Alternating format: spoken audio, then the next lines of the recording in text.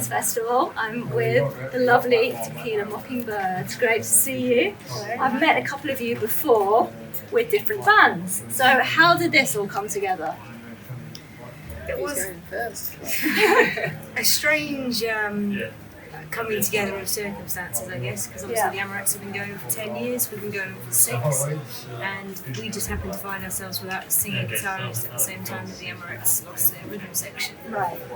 And, a few messages here and there, and a little cheeky road trip up to Glasgow to talk about stuff, and roped in Laurie as well to add a bit of an extra spin on things. And so how does it compare playing, because normally you're the only female in the band and you're playing with your brother, it's Cult Classics, and how's it now being in an all-female band? I think the biggest difference is that there's been no other band that I've played with females before, so the women's toilets backstage are mine. The mirror is mine. Now I have to share it. But it's good because my straightener's broke on tour of this little run, and I've got 3 other people that have straighteners in their bag, so it swings and roundabouts. It's good. Yeah. It never gets bitchy, does it? It's all, you'll get on like best friends, or do you ever have disagreements? We've all had good relationships before, friendship-wise.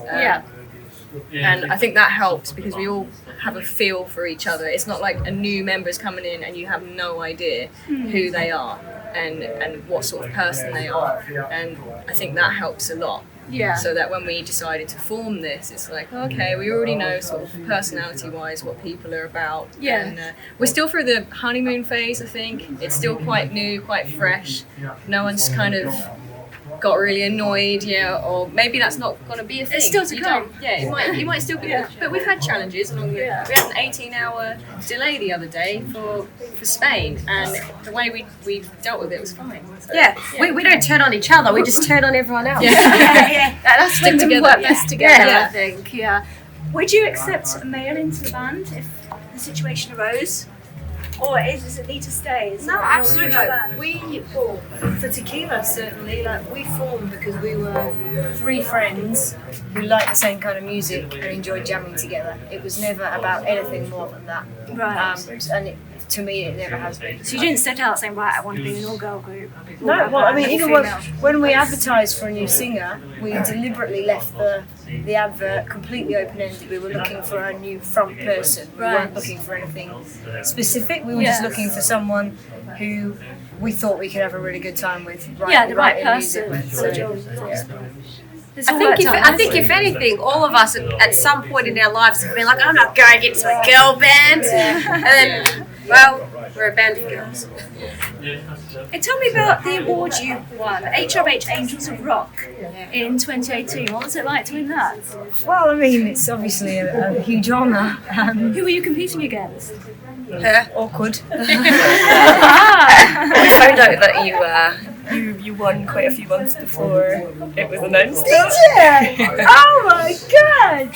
So you knew? No, I would have made them change the category name or boycotted the whole thing. But I'm glad you didn't make a scene. It's a bit, Well, it's if there's an Angels of Rock, there should be a Kings of Rock. Yeah. Why does there have to be a category that just defines women? Well, that's what I was going to come on to actually. I wanted to talk about the attitude towards women in the music industry. Do you think it's changed, particularly in the rock industry? Do you think it's changed over the years or not at all?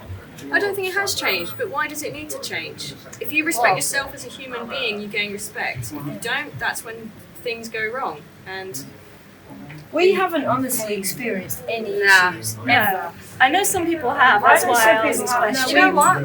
I think if someone's going to treat someone crap because that person's a girl, that same person will just treat anyone crap. It's a reflection of them as a person. It's not a reflection of us being female or anything. Yeah. It's just that person's a jerk and they can...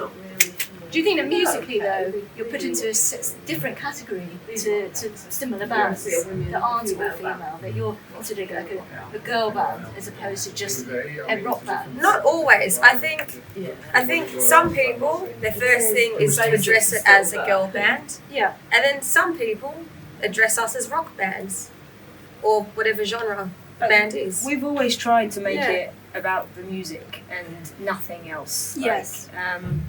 And there's going to be people with preconceptions, and I guess the only thing we can do is go and rock out, have a good time, and if people enjoy it, then bring them along for the ride with us. It's not about, we haven't got an agenda or anything like that. We don't care about changing the world overnight. It's the world is what it is, the people are what they are, and all we can do is be the best version of ourselves we possibly can be. Yes. And so far people seem to be digging it, and I don't think it's really impacted us in any That's good to ways hear. like that. So. Yeah. Now I've got the subscription of your music from your Facebook page, which I absolutely love. This subscription. Formed in Melbourne in 2012, Tequila Mockingbird are a shot of straight up rock and roll, packing a high energy punch that will hit you from the first explosion of sound until long into the after party. What makes you stand out from other bands? I mean, that's a lovely description. I like words, obviously, as a writer, but is it hard to stand out, and how do you feel that your sound is different? I don't think it's hard to stand out at all if you're true to yourself. Yeah. Because there's nobody else out there like you. So if you are just literally writing music that kind of reflects what the band is about, and what as individuals, your experiences, your sounds, and you're not trying to sound like someone else, you automatically sound unique because there's nobody else out there who's had your experiences and thinks the way you do, and has a brain like yours. So I think bands who try and be someone else are the ones that struggle to stand out.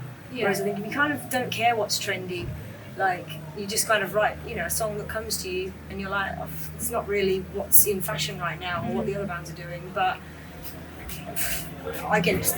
If you get it stuck in your own head, I think there's a chance other people will. So are you writing at the moment? Personally, I'm always coming up with little bits. And we've been in the studio recently, and we spent a couple of days in the studio putting some finishing touches on a couple of Tequila tracks. So we've actually released a CD with those tracks on available now at shows only. Yeah. But in terms of the four of us actually sitting in a room together writing a song, that's yet to happen. Okay. I read something interesting about you, that you'd done a tour of duty of the Middle East, a government-sponsored one, to entertain the troops out there. Who wants to tell me about that? I wasn't in the band then. That's right, a couple of you weren't. So. Over there. It was 2015. We were invited over to the Middle East to play for the troops in Iraq and all around there. So how was that? Did it go well? It was an amazing experience. It was extremely hot because it was like daytime, outdoor or evening shows. It was like 40 degrees, so dripping with sweat. Like here, like today? Well, in Manchester. Worse than today, to be honest. But I mean, absolutely amazing, and it really was one of those things that you can't. I know it sounds really cheesy, but you kind of never quite see the world the same way again. Like when I'm paying taxes now, all I'm thinking about is that time that we stood on like the flight line at one of the airports and watched like $1 million plane after I think there were $120 million planes take off and taking off and taking off, and every single bomb they were going to go and drop was worth $100,000 or something. And I was just like thinking about it's outrageous. And then I remember sitting next to like a fighter pilot, and we said to him, "Tell us about a bad day in the office for you." And he's like, there was this one time my oxygen failed when I was over Syria, so I had to do an emergency landing in Iraq. And I'm like, my bad day at the office is when like the printer jams and I don't get my documents stuck. It makes everything seem trivial and insignificant. Big time. Yeah. So no, it was a very cool experience. But one of the we've been very lucky to do a lot of very, very cool things, and that's definitely one of them that will always stick with us. So tell me, what's the dream? This time next year, what are you hoping to be doing? What will you have done? Be able to live off of the dream, okay? Not have a job. Like, we all have jobs still. What do you all do?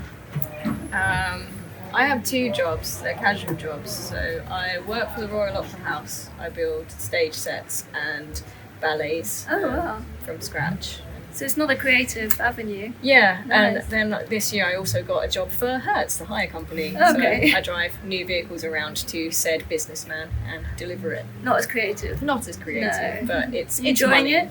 It's okay. It's a job. It allows me to get from A to B financially. Yeah. So. Are you still playing in occult classics as well? Oh yeah, definitely. So you've got quite a lot on then, quite a lot on your plate. Schedule is very busy. I don't think I've been home properly in about 2 months. Oh. So yeah, missing my bed. I can imagine. You didn't sleep in a van last night, like massive. No, we didn't. I hope not. We're a bit more organised than that. Yeah. I think women tend to be. It's between you and me. What do you do for a day job? Well, technically, I just finished uni and just moved here a month ago, so nothing, nothing at this What point. did you study?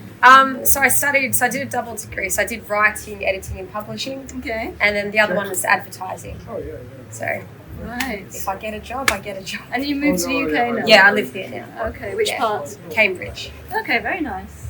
You enjoying it? Yeah. Well, so far it's been like any other year because we've just been doing gigs. Yeah. But I'll enjoy it when I get to live like a normal person for a little bit. and I'll let you know what job I get then. Okay. Well, this is my kind of job. Yeah, well, I don't have a job at the moment. I'm quitting to go back to school to finish my qualification. What are you going to be studying? Graphic design. Ah, nice. Okay. So it's plan B. Yeah. It doesn't work out. I'm sure it will, but it's nice to do something as well, have something else to fall back on just in case. Don't need a fallback plan. Rubbish. That's what people always say. I work for Rock People Management, so Yeah. helping out other bands. That's great. Yeah, so band.